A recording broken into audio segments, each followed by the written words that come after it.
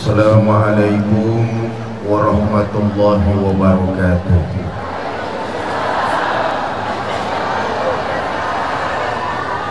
Bismillah walhamdulillah, wassalatu wassalamu ala rasulillah Sayyidina Muhammad ibn Abdillah wa ala alihi wa sahbihi wa mawala, amma ba'd.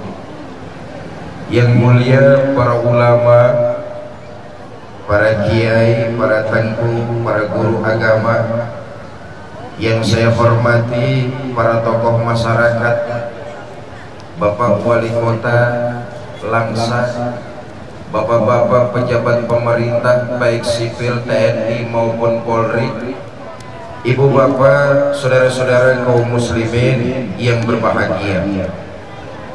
Alhamdulillah, berkat izin dari Allah, malam ini kita dapat bertemu dan berkumpul. Mudah-mudahan pertemuan kita malam ini mendapat curahan rahmah dan berkah dari Allah Subhanahu wa ta'ala. Salawat dan salam selalu kita curahkan pada junjungan baginda Nabi Muhammad SAW,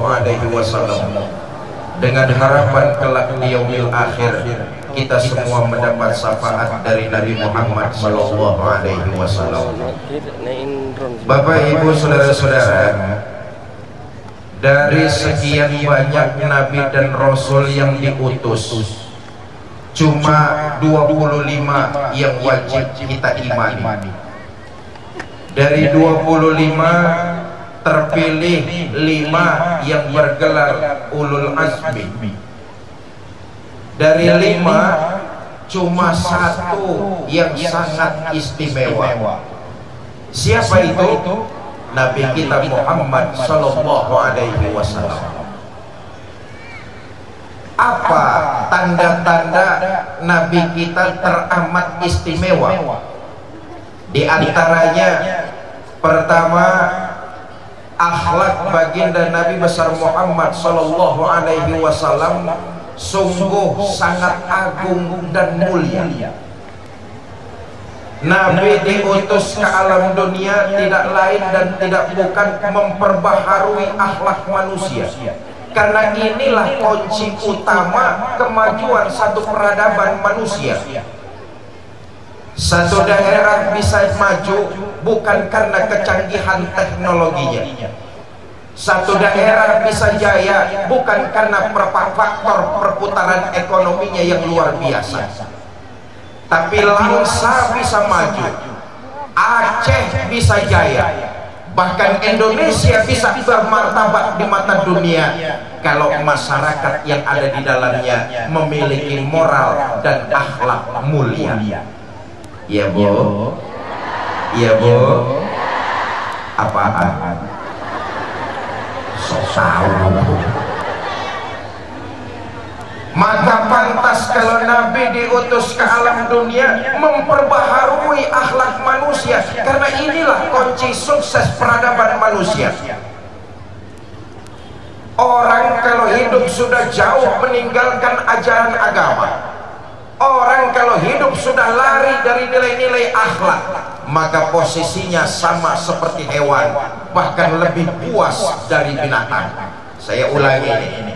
Manusia kalau hidup jauh dari akhlak, posisinya sama seperti hewan, bahkan lebih puas dari binatang. Dia tidak lagi tahu mana halal, mana haram, mana hak, mana batil, terabas semua.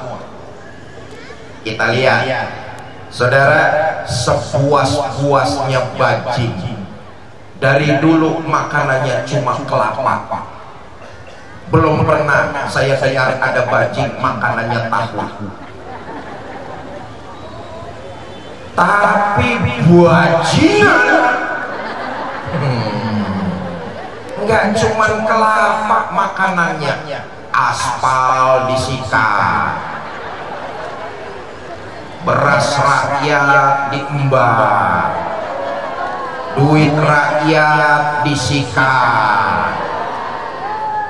Begitulah manusia kalau hidup jauh dari akhlak, nggak kenal lagi mana hak mana batil. Bahkan kata Imam Ghazali, Di setiap diri kita manusia ini ada sifat bahimia. Apa sifat bahimia? Insting binatang buas, lebih buas dari binatang buas. Makanya nanti di akhirat tuh manusia dibangkitkan sesuai dengan amal perbuatannya. Ada orang yang dibangkitkan badannya manusia tapi mukanya muka macan. Kenapa? Karena waktu hidup di alam dunia amalannya amalan macan. Apa amalan macan? Orang yang suka nindas, berbuat zolim, mau menang sendiri, itu amalan macan.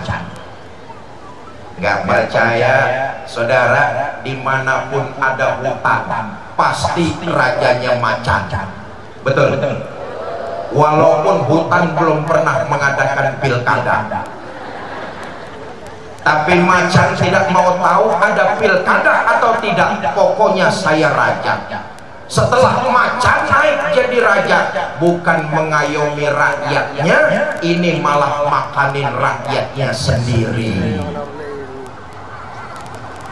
Ada lagi orang yang dibangkitkan badannya manusia tapi mukanya muka monyet. Bu, ibu tahu monyet? Taunya jangan ngeliatin saya dong. Kenapa? Karena waktu hidup di alam dunia amalannya amalan monyet. Apa amalan monyet? Tamak, rakus, serakah. Saudara nggak percaya, kapan-kapan ke kebun binatang, mampir sebentar di depan kandang monyet, kasih pisang dimakan, kasih lagi tangannya megang, kasih lagi kakinya nyekel, mulut ngunyah, tangan megang, kaki nyekal, kawannya dikasih masih disambar juga. Monyet. Selama mental monyet masih bergentayangan di Langsa, selama mental monyet masih bergentayangan di Aceh, selama mental monyet masih bergentayangan di Republik tercinta Indonesia, kesejahteraan, kemakmuran buat rakyat cuma tinggal kenangannya saja. Yang kaya akan semakin kaya, sementara yang miskin akan tambah sengsara. Kenapa? Mental monyet. Ya terusin aja sendiri. Ada lagi orang yang dibangkitkan badannya manusia tapi mukanya muka tikus. Ini sifat bahimia, lebih buas dari binatang buas. Kenapa? Karena waktu hidup di alam dunia amalannya amalan tikus. Apa amalan tikus? Suka menggerogoti barang yang disimpan rapi-rapi. Uang rakyat disimpan di bank, digerogoti. Tikus, tikus. Beras rakyat disimpan rapi-rapi, digerogoti. Tikus. Suami naruh uang di bawah lipetan baju. Ayo ngaku.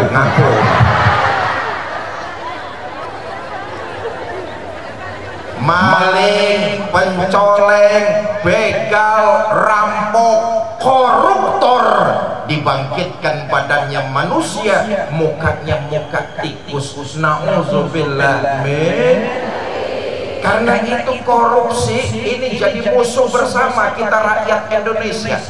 Ini ibarat penyakit kanker ganas stadium 4. Musuh kita bersama nih. Kalau uang rakyat terus-terusan bocor, kapan rakyat bisa mencapai kesejahteraannya? Karena itu musuh kita bersama. Saya miris Kalau para pengamat mengatakan bahwa korupsi di Indonesia ini hampir jadi sebuah tradisi, miris saya. Bahkan ada sebuah anekdot tentang parahnya korupsi di negara kita. Di akhirat, penduduk surga sama penghuni neraka musyawarah. Mereka sepakat ingin membangun jembatan yang menghubungi surga dengan neraka. Apa tujuannya? Pertama, biar mudah silaturahmi. Yang kedua, biar gampang saling mengunjungi. Sepakatlah penduduk surga dengan penghuni neraka membangun jembatan yang menghubungi keduanya. Walhasil jembatan di neraka selesai lebih dahulu. Sementara yang di surga, jangankan jembatannya, tiang pancangnya saja belum kepasang. Penghuni neraka jengkel, marah-marah. Penduduk surga, cepat selesaikan pekerjaannya. Kita di neraka sudah selesai jembatannya, tinggal nyambung saja. Cepat kerjain. Apa jawab penduduk surga? Kata penduduk surga, Bang, bagaimana kami mau mengerjakan? Pimpinan proyek, pemborong sama menterinya kan di tempat abang semua.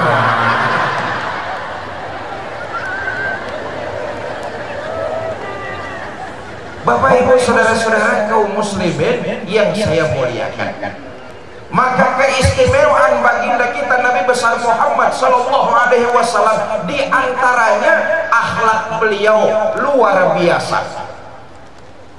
Maka sebuah kebohongan besar kalau orientalis menyatakan bahwa Islam disebarkan dengan mengangkat pedang pergi ke medan perang, bohong besar. Islam disebarluaskan dengan akhlakul karimah. Bapak Ibu saudara-saudara, Nabi prinsipnya dalam berdakwah itu ana awalun wajibun ma'amartum bi. Ini nilai-nilai akhlak. Aku orang pertama yang mengerjakan perintah sebelum perintah itu disebarluaskan kepada orang lain. Ini akhlak. Dengan kata lain, ucapan dan perbuatan baginda Nabi sama. Akhlak. Contoh, Nabi pernah menganjurkan saudara-saudara, rajin-rajinlah bersedekah. Dalam sejarah hidup Nabi kita baca di rumah beliau nyaris belum pernah ada uang nginap. Lain saat Nabi menganjurkan saudara-saudara, rajin-rajinlah bangun tengah malam, ambil air wudhu, dirikan sholat tahajud, laporkan persoalan kepada Allah. Sejarah kita baca Nabi kalau sholat tahajud kakinya bengkak karena rajin rukuk dan sujud. Dosa sudah mendapat jaminan ampun dari Allah, tapi sholat tahajud kakinya bengkak karena rajin rukuk dan sujud. Saya juga tahu orang langsa yang hadir malam ini banyak pula yang kakinya pada bengkak. Asal kurang.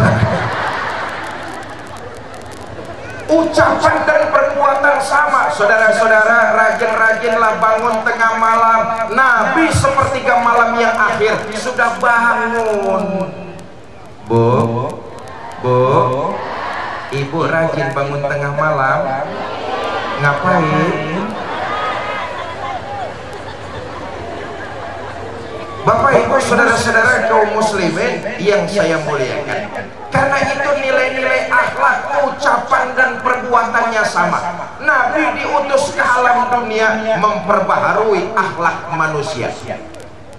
Nabi mengajarkan kepada kita umat Islam bukan cuma sekedar berakhlak kepada seagama, bukan cuma sekedar berakhlak kepada orang lain agama, tapi Nabi mengajarkan kepada kita umat Islam berbuat baiklah kepada seluruh makhluk Allah di alam semesta. Ini hebatnya ajaran Islam. Jelas sudah, Islam bukan agamanya radikalis, Islam bukan agamanya teroris, Islam agama yang menyebarkan nilai-nilai kebaikan, dicontohkan dan diajarkan baginda Nabi besar Muhammad sallallahu alaihi wasallam kepada seluruh makhluk Allah di alam semesta. Kita umat Islam dianjurkan, dicontohkan, disuruh terus berbuat kebaikan. Kepada binatang saja Nabi mencontohkan kita berbuat baik. Iza zabahtum, kalau kamu menyembelih hewan korban, asah dulu pisaumu. Jangan motong ayam menggunakan pisau tumpul. Kenapa? Itu tidak berberi kebinatangan. Kepada binatang saja kita masih terus disuruh berbuat baik. Luar biasa ajaran baginda Nabi. Dalam fikih babul baul, tata cara buang air kecil, orang laki-laki diajarkan tuh makruh, jangan buang air kecil di atas tanah yang berlubang, jangan kencing di atas tanah yang berlubang. Kenapa? Siapa tahu di dalam tanah yang berlubang itu ada semut lagi pada rapat membahas anggaran pembangunan rencana kota Langsa tahun 2020. Apa dosanya itu semut mati kelojotan gara-gara kita kencing? Inilah luar biasanya. Nabi bukan cuma mengajarkan tapi mencontohkan. Oh, luar biasa. Perjuangan Nabi menyebarkan risalah Islam ini sungguh sangat luar biasa. Ini sebagai iktibar, ini sebagai perenungan buat kita umat Islam dalam menebarkan nilai-nilai kebaikan. Dalam berjuang pasti akan selalu ada rintangan, ujian dan tantangan. Kita lihat Nabi 13 tahun di Mekah, 10 tahun di Madinah, menyebarkan nilai-nilai Islam, mengajak manusia untuk berakhlak, mendapati rintangan, ujian, tantangannya tidak alang kepala. Ini gambaran buat kita umat Islam dalam berjuang pasti akan ada rintangan dan ujian. Karena itu malam ini saya titip pesan buat adik-adik saya, para remaja, para pemuda kota Langsa.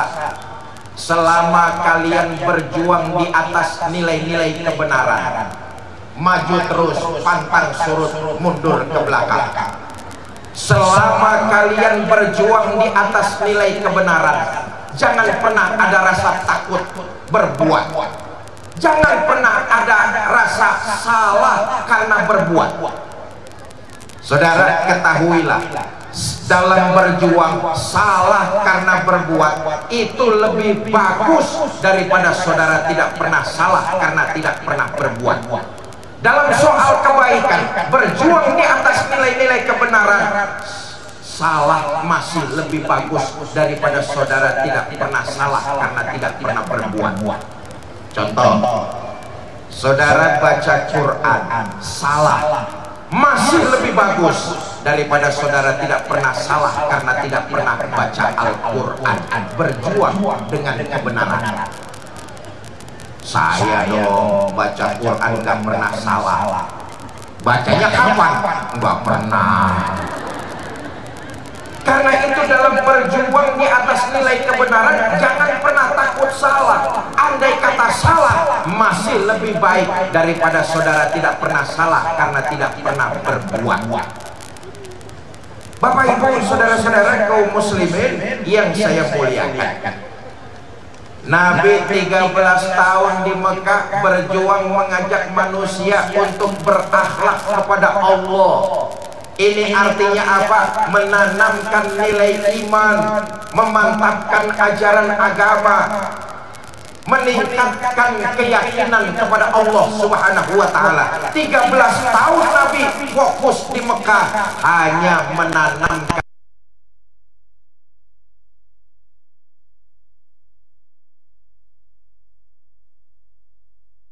Subhanahu Bapak Ibu saudara-saudara kaum muslimin, kemari tidak lain dan tidak bukan ingin meningkatkan kualitas iman, muhasabah di akhir tahun, kita semua makin taqarrub, makin dekat kepada Allah Subhanahu wa taala. Imanlah yang menyebabkan kehidupan kita bahagia di alam dunia, lebih-lebih di alam akhirat nanti. Kita hidup karena iman, berbuat pun karena iman, dan ingin kembali menghadap Allah Subhanahu wa taala dalam menggenggam nilai-nilai keimanan. Mudah-mudahan saya yakin yang hadir di sini imannya mantap. Amin. Akidahnya kuat, agamanya hebat, dan mudah-mudahan yang hadir di lapangan Merdeka golongan orang-orang selamat. Amin. Saudara, indikasi meningkatnya kualitas iman itu dibarengi dengan memperbanyak amal ibadah dan nilai-nilai kebaikan. Allah tidak mengambil keuntungan sedikit pun dari ibadah yang kita kerjakan. Seluruhnya manfaat itu akan kembali buat diri kita masing-masing. Selangsa orang gak ada yang sholat, Allah gak akan pensiun jadi Tuhan. Seaceh orang gak ada yang sedekah, Allah gak akan bangkrut jadi Tuhan. Sholat yang kita dirikan, sedekah yang kita keluarkan, kebaikan yang kita tebarkan di alam dunia, seluruhnya manfaat itu akan kembali buat diri kita masing-masing. Maaf, yang hadir malam ini di lapangan kan semuanya calon-calon jenazah. Betul. Ini semuanya yang hadir di sini pasti bakal mati apa tidak? Mati. Ada manusia yang hidup terus-terusan. Semua kita pasti bakalan mati. Betul. Ibu-ibu yang di sebelah kiri saya bakal mati apa tidak? Mati. Bapak-bapak yang sebelah kanan saya bakal mati apa tidak? Mati. Ketua panitia mati apa tidak? Mati. Saya yang lagi diri di sini bakal mati apa tidak? Mati. Sentimen loh. Ketika ajal menjemput, bekal kita tidak lain amal ibadah dan kebaikan yang kita tebar di alam dunia. Itu yang akan kita bawa sebagai bekal menghadap Allah Subhanahu wa taala. In ahsantum li anfusikum wa in asa'tum falaha. Kalau kamu menanam pohon kebaikan, buah kebaikan akan kamu terima. Kalau kamu menanam pohon kejahatan, buah kejahatan akan kembali buat dirimu juga. Yang menemani perjalanan kita nanti amal ibadah dan kebaikan. Kata Nabi, nanti waktu jasad kita digotong orang ke kuburan, yang nganterin kita cuma 3, ahluhu wa maluhu wa amaluhu. Keluarga, harta, amal. Nih yang nganterin ke kuburan. Tapi sayang yang 2 pulang. Siapa yang 2? Ahluhu wa maluhu, keluarga dan harta pulang, nggak mau nemani masuk ke dalam. Pak,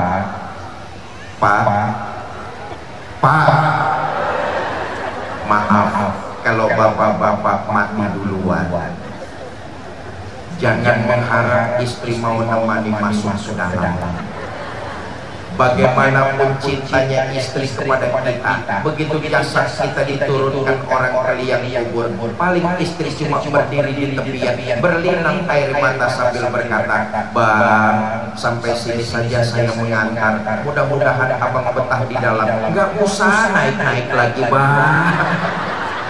Bagaimanapun cintanya, dia nggak mau ikut menemani. Bu.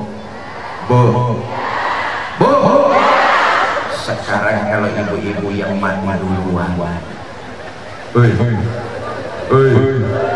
mati duluan, jangan mengharap suami mau nemani masuk ke dalam. Apa suami nggak sedih ditinggal mati istri? Oh, siapa bilang? Buat kami para suami, istri belahan jiwa, pelipur lara.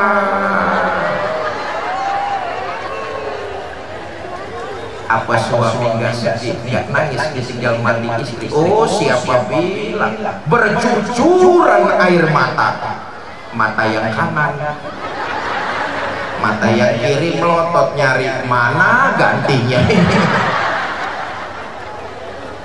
Yang nemenin kita nggak lain amal ibadah yang landasannya iman murni. Nah, ini berakhlak kepada Allah, iman murni kepada Allah Subhanahu wa Ta'ala, itulah yang menemani. Maka indikasi berakhlak kepada Allah, meningkatnya kualitas iman, hidup memperbanyak amal ibadah dan menebarkan nilai-nilai kebaikan. Saudara, jangan lupa, Bu, salah satu gudang ibadah itu ada dalam rumah tangga kita masing-masing. Dahulu Nabi pernah didatangi serombongan cek 1 2. Kedengaran? Sampai mana saya tadi ngomongnya? Dahulu Nabi pernah didatangi serombongan kaum ibu-ibu. Ya Rasulullah, kalau orang laki menuntut ilmu, kami wanita menuntut ilmu, insya Allah pahalanya sama, pinternya pun sama. Kalau orang laki puasa, kami perempuan juga puasa, insya Allah pahalanya sama. Tapi kalau orang laki mengangkat pedang pergi ke medan perang, mereka gugur, mereka mendapatkan pahala syahid. Di mana pahala syahidah kami kaum ibu ya Rasul? Atas pertanyaan serombongan ibu-ibu, Nabi senyum, kemudian beliau menjawab, ibu-ibu nggak usah khawatir, pahala syahidah kaum ibu ada dalam rumah tangga ibu masing-masing. Karenanya salah satu gudang ibadah ada dalam rumah tangga kita. Istri taat kepada suami itu ibadah. Ya Bu, ya Bu, mau kemana-mana izin sama suaminya, cium tangan suaminya. Tadi mau ngaji di lapangan Merdeka, izin gak sama suaminya? Cium tangan suaminya. Ngaku. Sama suami jangan selonong boy, izin. Ingat, ketika seorang wanita telah bersuami, maka hal pertama yang harus dia dapatkan adalah izin dari suaminya. Jangankan amalan mubah, amalan sunnah dikerjakan tanpa seizin suami, bukan pahala yang dia dapat, kemungkinan dosa. Apa sebab? Tanpa seizin suami. Jelas? Saya tanya ibu-ibu langsa nih, Bu, baca Al-Quran itu hukumnya apa Bu? Sunnah. Menjawab dan memenuhi panggilan suami itu hukumnya apa Bu? Wajib. Mana yang harus didahulukan antara sunnah dan wajib? Pintar sudah. Besok hari libur kerja, habis sholat zuhur ibu baca Quran di rumah. A'udzubillahi minasyaitonir rajim. Suami dari dalam kamar dehem. Ibu tahu maksud deheman suami, tutup Qurannya. Shadaqallahul azim. Insya Allah pahala bacaan Qurannya dapat, pahala memenuhi panggilan suaminya juga dapat. Salah satu gudang ibadah dalam rumah tangga, selama suami tidak melanggar perintah Allah, istri taat kepada suami, ibadah. Jelas? Oh, enak jadi kaum ibu nih. Satu-satunya makhluk yang sudah mendapat jaminan masuk surga dari baginda Nabi, kaum ibu. Bu, ibu sudah dijamin masuk surga. dijamin masuk surga. Pak, Bapak nggak dijamin, kasihan. Kata Nabi, ayyuma imra'atin matat wa zawjuha an haradin dakhalatil jannah min ayyi babin. Jika seorang istri meninggal dunia, suaminya ridho dengan apa yang pernah dikerjakan oleh istri, maka si istri disuruh masuk surga, milih lewat pintu mana saja. Enak apa tidak? Ibu mau masuk surga? Ya, yang jawab 30 orang. Ibu mau masuk surga selama suami tidak melanggar perintah Allah, taat dan ridho, itu kuncinya. Jelas? Jelas? Pak, saya tanya, kira-kira kalau istrinya meninggal dunia, Bapak ridho apa tidak?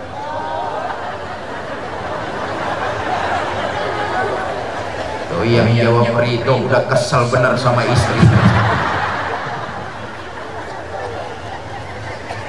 Bapak Ibu saudara-saudara kaum muslimin yang saya muliakan, berakhlak kepada Allah itu artinya meningkatkan kualitas iman dan memperbanyak amal ibadah. 13 tahun baginda Nabi di Mekah fokus menanamkan nilai-nilai iman. Maka di penghujung akhir tahun, memasuki awal tahun, malam ini kita mengadakan introspeksi, muhasabah. Jangan sampai kualitas iman kita tahun depan sama seperti tahun sekarang. Karena itu mulai malam ini kita azam, kualitas iman kita harus kita tingkatkan dengan memperbanyak amal ibadah dan menebarkan nilai-nilai kebaikan. Satu. Yang kedua, di antara keistimewaan baginda Nabi Muhammad sallallahu alaihi wasallam, beliau dalam berjuang menyebarkan risalah Islam ini, prinsipnya al-musawwat bainan nas fi takallifil ahkam. Semua manusia sama begitu berhadapan dengan hukum. Dalam Islam hukum tidak pandang bulu pilih kasih. Dalam Islam hukum milik semua lapisan. Tidak ada manusia yang kebal hukum. Karena itu baginda Nabi 13 tahun di Mekah, 10 tahun di Madinah, berhasil menyebarkan Islam, berjuang untuk mengajak manusia ke jalan yang benar, diterima oleh lapisan masyarakat. Kenapa? Yang kedua, prinsip baginda Nabi dalam berjuang menegakkan Islam, al-musawwat bainan nas fi takallifil ahkam. Seluruh manusia sama ketika berhadapan dengan hukum. Hukum dalam Islam berpijak di atas nilai kebenaran. Kalau hukum berpijak di atas nilai kebenaran, maka akan terciptalah rasa keadilan. Saudara, tidak bisa tidak. Kalau Indonesia mau di atas puncak peradaban, maka hukum harus ditegakkan di atas nilai-nilai kebenaran. Hukum jangan pilih kasih, hukum jangan pandang bulu. Sebab kalau hukum terus-terusan pandang bulu, tentu yang enak yang banyak bulunya. Siapa? Monyet. Hukum dalam Islam sifatnya universal.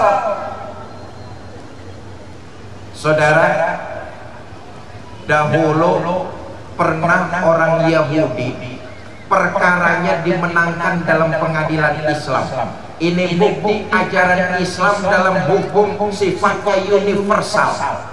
Orang Yahudi perkaranya dimenangkan dalam pengadilan Islam. Luar biasa hukum Islam. Di zaman Ammar bin As jadi gubernur Mesir, satu hari Ammar bin As santai-santai di depan istananya yang megah dan mewah. Di depan istananya yang megah ada gubuk reot punya orang Yahudi. Gubernur panggil ajudan. Ajudan, Saya Pak. Itu di depan istana saya, gubuk reot punya siapa ya? Yahudi Pak. Panggil Yahudi, bawa sini. Dipanggil Yahudi, dihadapkan kepada Gubernur Ammar bin As. Yahudi, saya Pak Gubernur. Gubuk reot di depan istana saya itu punya kamu ya? Betul Pak Gubernur. Sudahlah, kamu ngomong saja minta berapa, nanti saya bayar. Sebab di atas lahan kamu itu saya akan bangun masjid yang megah dan mewah. Sudah, kamu ngomong saja minta berapa, saya bayar. Saya nggak mau jual Pak Gubernur. Saya ganti rugi 2 kali lipat. Saya nggak mau. Saya ganti rugi 3 kali lipat. Pak Gubernur, jangan ganti rugi 3 kali lipat, 10 kali lipat juga saya nggak mau. Kan yang namanya ganti rugi, biar diganti tetap saja rugi. Saya nggak mau jual. Baik Yahudi, kamu jangan menyesal ya. Pulang Yahudi. Besok petang Yahudi pulang dari ladang, dia saksikan gubuk reotnya rata sama tanah, hancur di bulldozer. Sama Satpol PP. Satpol PP-nya Ammar bin As. Yahudi lihat gubuk reotnya rata sama tanah, berlinang air mata. Kata Yahudi, begini nasib rakyat kecil, diperlukannya waktu kampanye doang. Belum jadi pejabat janji nggak bakalan gusur rakyat, sudah jadi pejabat mah tetap saja rakyat digeser-geser. Lama Yahudi termenung, akhirnya Yahudi sadar, Ammar bin As kan cuma gubernur, di atas gubernur lagi ada jabatan yang lebih tinggi, khalifah, presiden. Saya mau lapor sama Khalifah Umar bin Khattab. Bapak Ibu, Yahudi belum pernah bertatap muka dengan Khalifah Umar. Dia nggak tahu raut wajah Khalifah Umar kayak apa. Tapi karena nekat mencari keadilan, berangkat dari Mesir ke Madinah untuk berjumpa sang Khalifah. Sampai gerbang kota Madinah, ini Yahudi kebingungan.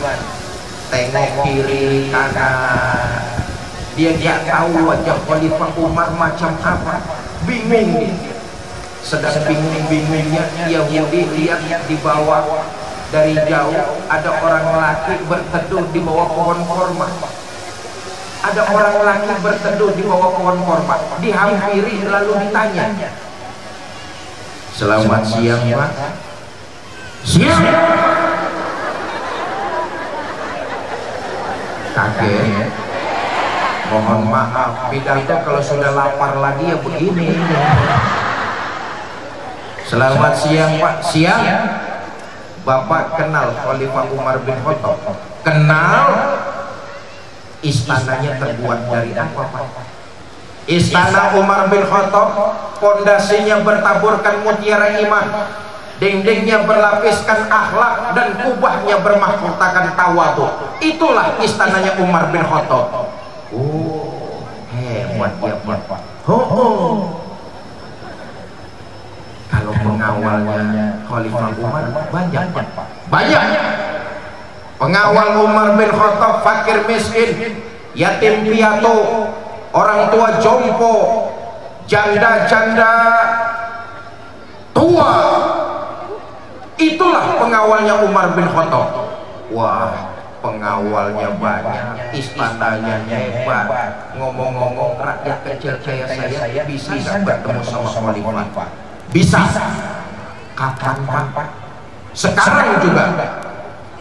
"Di mana Pak?" "Di depan kamu."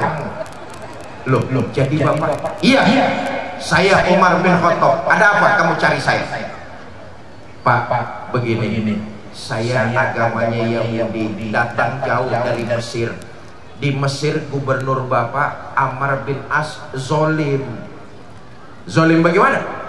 "Saya punya gubuk reot, katanya di atas tanah saya akan dibangun masjid yang megah dan mewah. Saya nggak mau jual, tanah saya diambil paksa, gubuk saya diratakan. Saya datang ke sini untuk keadilan." Baik, Yahudi, kamu lihat ada tempat sampah, lihat Pak. Tolong ambilkan saya sepotong tulang lontar. Yahudi bingung, datang nyari keadilan, ini malah disuruh nyari tulang. Karena yang nyuruh khalifah korek tempat sampah, dapat sepotong tulang lontar diberikan kepada khalifah. Khalifah Umar mencabut pedang, dengan ujung pedang beliau torehkan garis lurus tepat di tengah. Selesai, tulang itu diberikan lagi kepada Yahudi. Yahudi, ini tulang bawa pulang ke Mesir, kasihkan gubernur saya Ammar bin As. Tambah bingung Yahudi. Kata Yahudi, Pak, saya datang jauh-jauh dari Mesir mau cari keadilan. Kalau cuma cari tulang di sana juga banyak, Pak. Sudah, nggak usah banyak tanya. Kau bawa pulang tulang ini, kasihkan gubernur saya Ammar bin As. Nanti dia ngerti maksud saya. Pulang Yahudi ini ke Mesir. Sampai Mesir, langsung ke istana gubernur Ammar bin As. Selamat siang Pak Gubernur. Selamat siang. Ada apa Yahudi? Ada oleh-oleh. Dari mana? Dari Khalifah Umar bin Khattab. Oleh-oleh apa? Tulang. Begitu melihat tulang, muka gubernur Ammar bin As pucat, badan gemetar, keringat dingin keluar dari sekujur tubuhnya. Ngelihat tulang, muka pucat, badan gemetar. Yahudi tambah bingung. Kata Yahudi, baru tumben saya lihat ada gubernur takut sama tulang. Akhirnya Yahudi memberanikan diri bertanya, Pak Gubernur, kelihatannya Bapak takut betul sama tulang ini. Ini memang tulang apa sih? Yahudi, ini tulang bukan tulang sembarang. Seolah-olah dengan tulang ini Khalifah Umar titip dua pesan keras kepada saya. Pertama, seolah-olah Khalifah Umar bin Khattab berkata, Ammar bin As, jangan mentang-mentang sedang diberikan nikmat oleh Allah kau bertindak zalim. Diberikan nikmat umur panjang, kau gunakan nikmat itu untuk foya-foya mengumpulkan maksiat. Diberikan kau nikmat harta, kau gunakan harta itu untuk foya-foya bermaksiat. Ingat Ammar bin As, satu saat kau akan jadi tulang seperti ini. Oh, begitu ya Pak. Iya, kamu sih laporan bos dulu. Kalau yang kedua bosannya ada apa?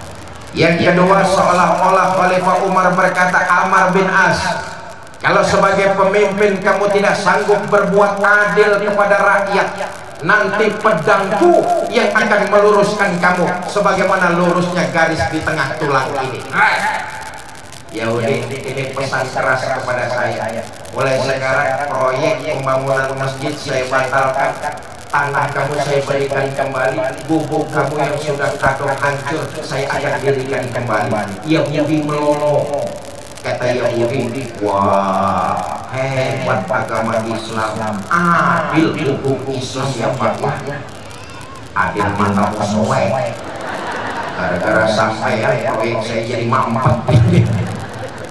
Adil agama Islam ya Pak. Walaupun saya orang Yahudi, tapi pengadilan memenangkan saya dalam perkara ini Pak.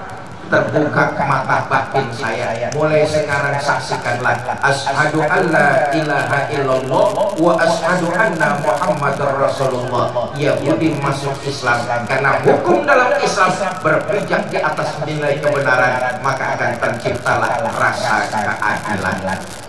Bapak Ibu, saudara-saudara kaum muslimin yang saya muliakan, karenanya dalam muhasabah malam penghujung malam tahun baru, pertama, kualitas iman harus kita tingkatkan kepada Allah Subhanahu wa Ta'ala. Karena inilah benteng kita, inilah yang menyebabkan perjalanan kita bahagia dunia lebih-lebih di akhirat nanti. Yang kedua, memasuki tahun 2020 yang sebentar lagi akan kita lewat, yang akan kita masuki. hendaknya kita menjalankan nilai-nilai ajaran agama Islam dengan kafah, dengan sepenuh jiwa, dengan totalitas. Islam diturunkan kepada baginda Nabi Muhammad SAW. Ajaran-ajarannya tidak lain dan tidak bukan ingin memudahkan kita manusia untuk meraih kebahagiaan. Ajaran agama Islam bukan menambah beban atau mempersulit kehidupan manusia. Justru ajaran agama Islam ingin memudahkan hidup kita manusia untuk mendapatkan kebahagiaan dunia dan akhirat. Makanya dalam Islam itu ada satu kaidah, taklil takalif, menyedikitkan beban. Ini bukti Islam bukan menambah beban manusia, tapi justru Islam malah mengangkat beban yang sudah ada pada diri kita. Taklil takalif, menyedikitkan beban. Saudara, kalau kemampuan kita mengerjakan satu ibadah berkurang, otomatis penekanan terhadap ibadah itu ikut menurun. Ini bukti ajaran Islam bukan membebani, justru meringankan hidup kita. Saya ulangi, kalau kemampuan kita mengerjakan ibadah berkurang, maka otomatis penekanannya ikut menurun. Contoh, sholat wajib berdiri. Sholat wajib nggak berdiri? Wajib nggak berdiri? Wajib. Pak, saya sholat kalau berdirinya terlalu lama, dengkul saya gemetaran, Pak. Boleh nggak saya sholat sambil duduk? Boleh. Kenapa? Kemampuan berkurang, penekanannya ikut menurun. Inilah bukti bahwa Islam memudahkan, bukan menambah kesulitan hidup manusia. Kalau ada orang yang bilang ajaran Islam justru bikin sulit hidup manusia, ini omongan orang goblok. Goblok, tahu goblok? Bodoh. Bodoh, tahu bodoh?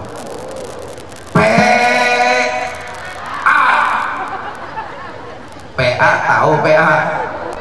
Orang PA minum es di tiung PA. Ajaran Islam tidak ada yang mempersulit, justru memudahkan. Taklilut takalif, kemampuan berkurang, penekanannya ikut menurun. Pak, saya sholat kalau duduknya terlalu lama, pantat saya andein, Pak. Boleh nggak saya sholat sambil berbaring? Boleh. Kenapa? Kemampuan berkurang, penekanannya ikut menurun. Pak, saya sholat kalau berbaringnya terlalu lama, pinggang encok, Pak. Boleh nggak saya sholat pakai isyarat? Boleh. Luar biasa. Mana yang berat ajaran Islam? Semuanya memudahkan kita manusia. Sholat wajib berdiri. Kalau nggak mampu, boleh duduk. Kalau nggak mampu, boleh berbaring. Kalau nggak mampu, boleh pakai isyarat. Kalau pakai isyarat masih nggak mampu, cepat-cepat bawa ke masjid, kita sholatkan rame-rame. Inna lillahi wa inna ilaihi.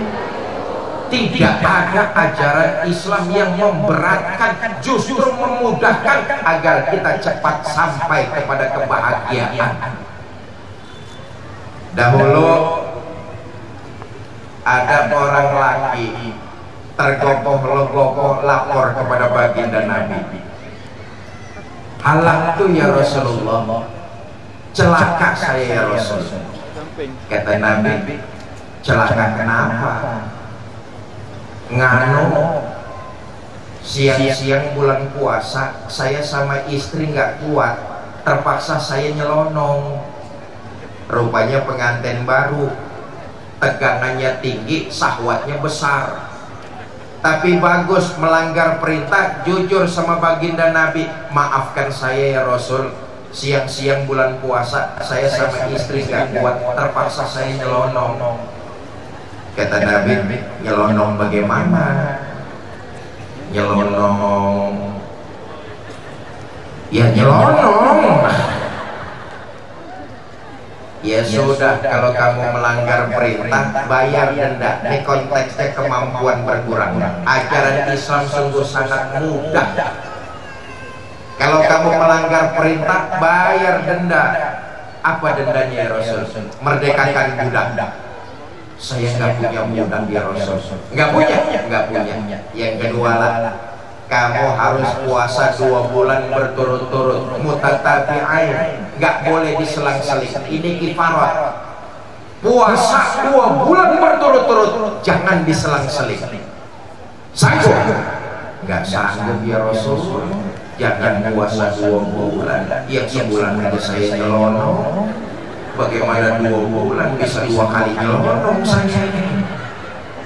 Kalau nggak sanggup, yang ketiga lah, kasih makan 60 fakir miskin, 1 orang 1 mud, takarannya sampai kenyang. Kasih makan 60 fakir miskin sampai mereka kenyang. Sanggup? Enggak sanggup ya Rasul. Jangan kasih makan 60 orang. Di rumah istri saya sehari masak, 3 hari libur. Nabi masuk ke dalam kamar, enggak lama keluar bawa sekeranjang korma. Kata baginda Nabi, ini korma bawa pulang, nanti sedekahkan sama orang yang paling miskin di kampungmu. Ya Rasulullah, apalagi di kampung saya orang yang paling miskin ya saya. Apes sebenarnya orang itu. Marah Nabi, enggak. Beliau senyum, lalu beliau berkata, ya sudah, bawa pulang korma itu, kasih makan anak istri. Lihat, melanggar perintah, kemampuan mengerjakan ibadahnya berkurang, bukan denda yang dia dapat. Sekeranjang korma sedekah dari Nabi kita Muhammad Sallallahu Alaihi Wasallam. Karena itu kalau ada orang yang bilang ajaran syariat agama Islam justru membebani, saya katakan sekali lagi, ini omongan orang bodoh. Syariat Islam bukan membebani, justru mengangkat beban yang ada pada diri manusia dan mempercepat kita agar mendapat kebahagiaan, bahagia dunia, lebih-lebih bahagia akhirat nanti. Karena itu jalankan ajaran agama dengan kafah, totalitas, sepenuh jiwa. Kenapa? Kita mengharap ridho dari Allah Subhanahu wa Ta'ala. Mudah-mudahan yang hadir di lapangan Merdeka malam ini ditingkatkan kualitas iman kepada Allah Subhanahu wa Ta'ala. Hadir di sini dalam rangka tabligh akbar pergantian tahun dicatat sebagai sebuah ibadah dan dilipat gandakan pahalanya. Dan mudah-mudahan seluruh kita yang hadir nanti di akhirat akan mendapat syafaat dari Nabi Muhammad Sallallahu Alaihi Wasallam. Bapak Ibu, ini saja yang dapat saya sampaikan. Mudah-mudahan ada manfaat. Lebih kurang saya mohon maaf. Wallahul muwaffiq ila aqwamit thoriq. Assalamualaikum warahmatullahi wabarakatuh.